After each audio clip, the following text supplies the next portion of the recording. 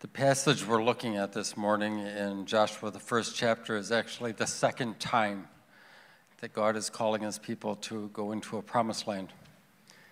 And the first time couldn't have gone worse. It was an epic display of failure at levels it's hard to describe.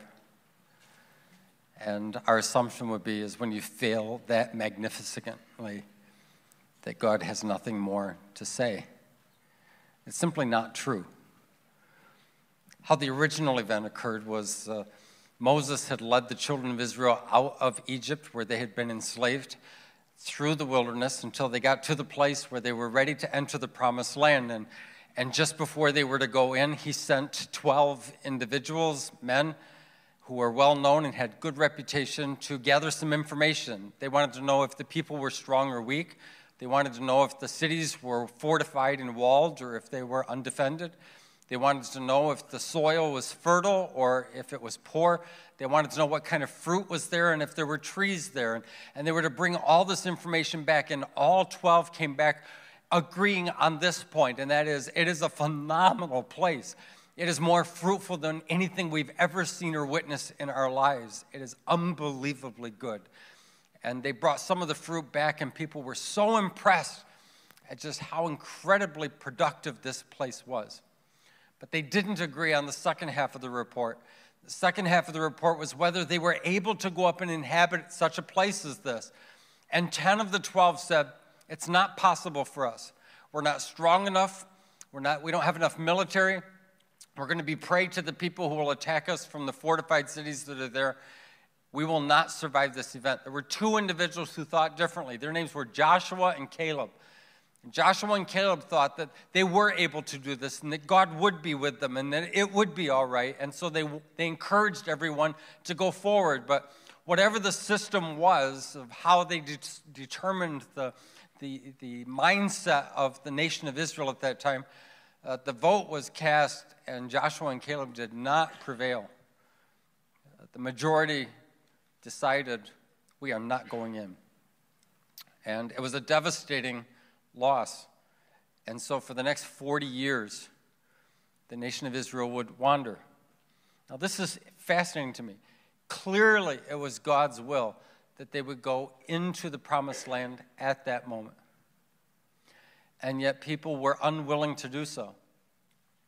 And so for the next 40 years they wandered, and God still provided for them in their wandering every single day.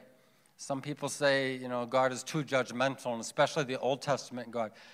This is a group of people who they refused to be obedient to what God called them to do and the opportunity he provided. And when they decided to wander instead, he still provided for them so that they had food and water every day. And on top of that, he waited. He actually waited for that entire generation who were 40 years old and older to die. And they all did eventually. It took a while. It took another 40 years. And they all did die. But God could have just sent lightning from heaven and targeted everyone who was over 40. How many that would bother you today? Some of you are in denial, and I can tell. But God was faithful. And now we've come through that 40 years, and Moses has actually died, also part of that generation. And Joshua is told by God he's going to be the next leader. And this is not going to be an easy assignment because Joshua has lost his leader. And Joshua remembers the last time he tried to encourage people to do something like go into this land. And God is giving him a second chance. Why would God give him a chance to try again? Why would God ask him to try again? That's a very important question for us because I think there are times when God asks us to try again.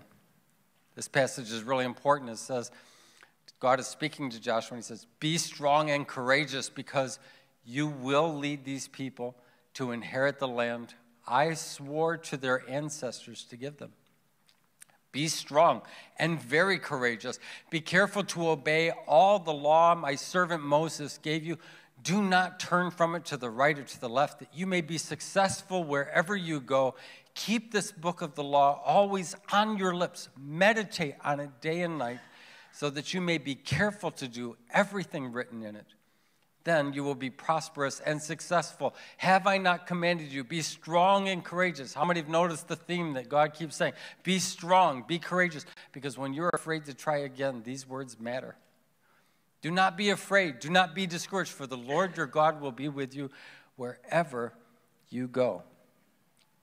Why shouldn't we just accept that our previous effort was not good enough? Why should we try again? I think there's some good reasons for that. And the first is, so we're not defined by our failure. Because if every time you fail, that's the last time you try, then the only thing we can attach to you is your failure. And God simply refuses to leave us defined by what we failed at. He intends for us to be able to move on.